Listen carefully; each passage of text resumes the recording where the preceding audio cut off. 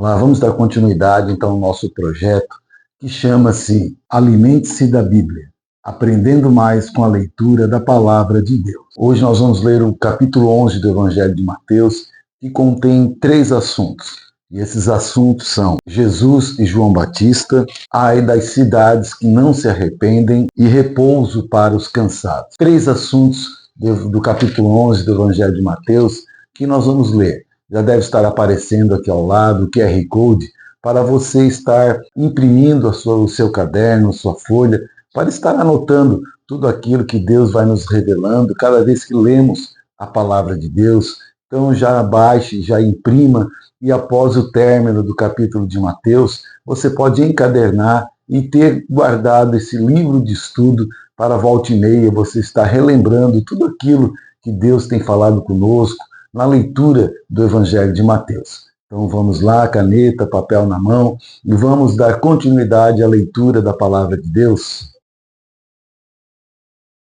Vamos lá para a leitura do primeiro assunto do capítulo 11 de Mateus, que está do versículo 1 até o versículo 19. Vamos à leitura. Quando acabou de instruir seus 12 discípulos, Jesus saiu para ensinar e pregar nas cidades da Galileia. João, ao ouvir na prisão o que Cristo estava fazendo, enviou seus discípulos para lhes perguntarem: És tu aquele que haveria de vir, ou devemos esperar algum outro? Jesus respondeu: Voltem e anunciem a João o que vocês estão ouvindo e vendo. Os cegos veem, os aleijados andam, os leprosos são purificados, os surdos ouvem, os mortos são ressuscitados e as boas novas são pregadas aos pobres. E feliz é aquele que não se escandaliza por minha causa. Enquanto saíam os discípulos de João, Jesus começou a falar à multidão a respeito de João. O que vocês foram ver no deserto, um caniço agitado pelo vento? Ou o que foram ver? Um homem vestido de roupas finas? Ora, os que usam roupas finas estão nos palácios reais. Afinal, o que foram ver? Um profeta? Sim, eu digo a vocês, e mais que profeta, este é aquele a respeito de quem está escrito: enviarei o meu mensageiro à tua frente, ele preparará o teu caminho diante de ti. Digo a verdade a vocês, do meio dos nascidos de mulher não surgiu ninguém maior do que João Batista. Todavia, o menor no reino dos céus é maior do que ele. Desde os dias de João Batista até agora, o reino dos céus é tomado à força, e os que usam da força se apoderam dele. Pois todos os profetas e a lei profetizaram até João.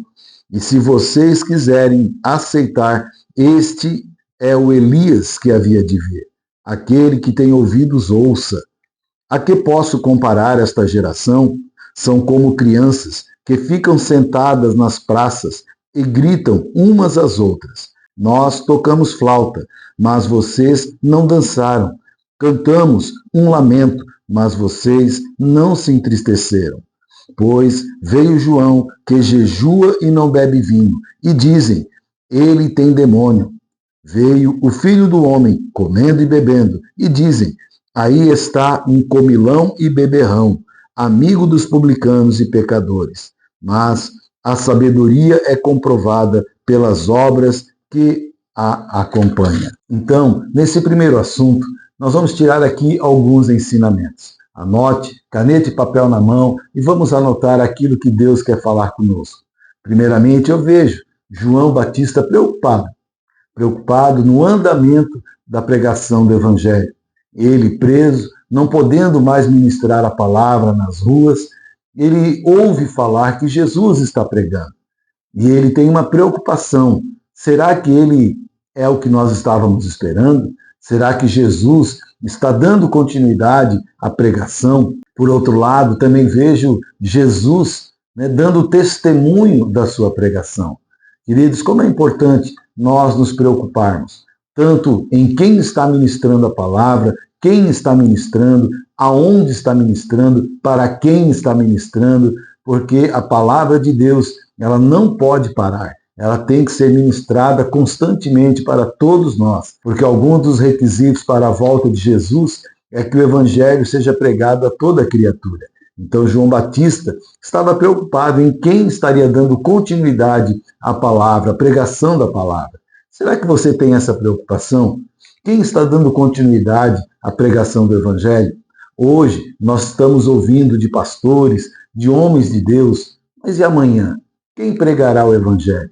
Será que você anda preocupado com isso? Será que você tem se preparado para dar continuidade à pregação? Você que já ouviu o evangelho, será que você está preparado para pregar para pessoas aquilo que você já ouviu da parte do Espírito Santo? E por outro lado, Jesus, ele dá testemunho. Ele fala para os discípulos de João: olha, voltem e diga para ele os sinais que vocês estão vendo e ouvindo. Então, queridos, a preocupação também é daqueles que hoje estão pregando o evangelho. Será que estamos pregando como o Senhor quer que nós preguemos? Será que nós estamos realizando a obra da maneira que ela deve ser realizada? Não como nós queremos, mas como o Senhor quer que nós a façamos. Isso é importante, nós fazermos a obra conforme a vontade de Deus, e não conforme a nós. Jesus, ele fala para João, ele diz: olha, os cegos vêm, os aleijados andam,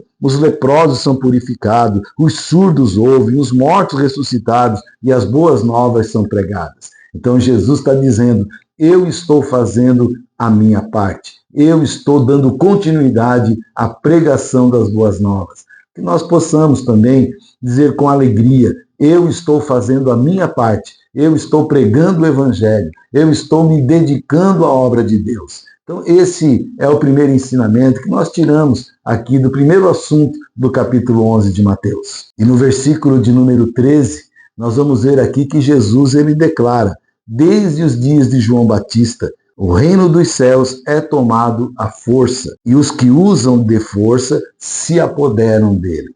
Então Jesus está falando aqui que o reino dos céus hoje, ele é tomado pelo esforço. O esforço de sacrifício, um esforço de abnegação, um esforço, queridos, de carregar a sua cruz, de negar a si mesmo, de seguir a Cristo, porque não é fácil. Tem que ser com muito esforço para que nós possamos continuar trilhando esse caminho. Temos que ter muita dedicação para entrarmos pela porta estreita, andarmos no caminho apertado. E o reino dos céus, como diz Jesus, hoje é conquistado pelo esforço, e aqueles que usam de força, do esforço, se apoderam. Então, para nós tomarmos posse do reino de Deus, não é de qualquer maneira, nós temos que nos esforçarmos, nós temos que dar o nosso melhor, porque o que tem para nós não é nada mais, nada menos do que o melhor de Deus para aqueles que vencerem. Que você possa usar da força espiritual, sacrifício, da força de vontade para combater os inimigos que querem nos impedir de alcançarmos o nosso objetivo. O reino dos céus, depois de João Batista, lembre-se, ele é tomado pelo esforço. Esforça-te e tem bom ânimo, já disse o Senhor a Josué, e o Espírito Santo diz para mim e para você hoje: tenha bom ânimo, se esforce, porque assim tomaremos posse do reino dos céus. O próximo assunto está do versículo 20 até o versículo 24, cujo tema é: ai das cidades que não se arrependem. Então agora vamos para a leitura. Vai dizer assim a palavra: então Jesus começou a denunciar as cidades em que havia sido realizada a maioria dos seus milagres, porque não se arrependeram. Ai de você, Corazim! Ai de você, Betsaida! Porque se os milagres que foram realizados entre vocês tivessem sido realizados em Tiro e Sidom, há muito tempo elas se teriam arrependido, vestindo roupas de saco e cobrindo-se de cinzas. Mas eu afirmo que no dia do juízo haverá menor rigor para Tiro e Sidom do que para vocês. E você, Cafarnaum, será elevada até o céu? Não, você descerá até o Hades. Se os milagres que em você foram realizados tivessem sido realizados em Sodoma, ela teria permanecido até hoje. Mas eu afirmo que no dia do juízo haverá menos rigor para Sodoma do que para você. Essa palavra, ela fala, em vez de cidades, poderíamos até colocar ai aqueles ou daqueles que não se arrependem. Como diz aqui o texto, se os milagres que em você foram realizados tivessem sido realizados em Sodoma, ela teria permanecido até os dias de hoje. Então Jesus está falando aqui que muitos milagres foram feitos, mas não houve crédito à pregação, não houve crédito aos milagres, aos sinais e maravilhas. Ao contrário, houve incredulidade, as pessoas não aceitaram, as pessoas rejeitaram o Evangelho, os sinais que Jesus ali trazia. Então o Senhor disse, se todos os milagres que houveram aqui acontecessem em Sodoma, ela estaria em pé até os dias de hoje. Isso fala que nós devemos valorizar os milagres que Jesus faz na nossa caminhada, no nosso dia a dia.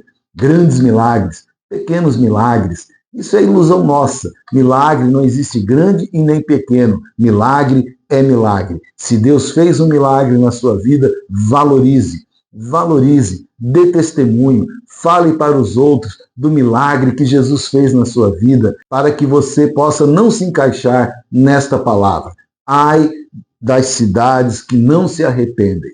Ao contrário, que Jesus vem olhar para a nossa vida e dizer, bem-aventurado, porque você se arrependeu das suas falhas, porque você reconheceu os milagres, os sinais, a pregação do Evangelho. Que nós possamos, queridos, reconhecer os milagres, os sinais que Jesus, que o Espírito Santo tem realizado na nossa vida, na nossa caminhada. Todos eles, sem exceção, nós temos que valorizar para que possamos permanecermos firmes nessa caminhada, permanecermos firmes até o dia da volta de Jesus. No próximo assunto, repouso para os cansados. Então, o terceiro assunto do capítulo 11 do Evangelho de Mateus vai do versículo 25 até o versículo de número 30, que vai dizer assim: naquela ocasião, Jesus disse, eu te louvo, Pai, Senhor dos céus e da terra, porque escondeste estas coisas dos sábios e cultos e as revelaste aos pequeninos. Sim, Pai, pois assim foi o teu agrado. Todas as coisas me foram entregues por meu Pai. Ninguém conhece o Filho a não ser o Pai. E ninguém conhece o Pai a não ser o Filho, e aqueles a quem o Filho o quiser revelar. Venham a mim, todos os que estão cansados e sobrecarregados, e eu darei descanso a vocês. Tomem sobre vocês o meu jugo, e aprendam de mim, pois sou manso e humilde de coração. E vocês encontrarão descanso para as vossas almas, pois o meu jugo é suave e o meu fardo é leve. Existe um texto que é muito conhecido, aonde Jesus ele nos faz um grande convite.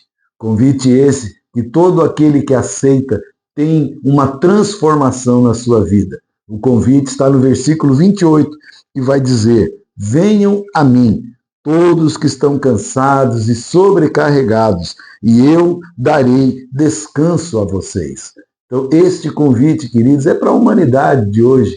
Vinde a mim, todos que estão cansados, sobrecarregados, oprimidos, desanimados, quem sabe enfermos, doentes, espiritualmente, fisicamente. O Senhor faz um convite. Vinde a mim, porque eu darei descanso.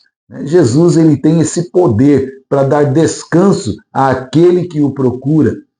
E ele continua dizendo, tomem sobre vocês o meu jugo e aprendam de mim, pois sou manso e humilde de coração, e vocês encontrarão descanso para as suas almas, pois o meu jugo é suave e o meu fardo é leve. Então, Jesus nos convida a andar, caminhar após ele, seguindo como nosso mestre, seguindo como nosso Senhor e Salvador.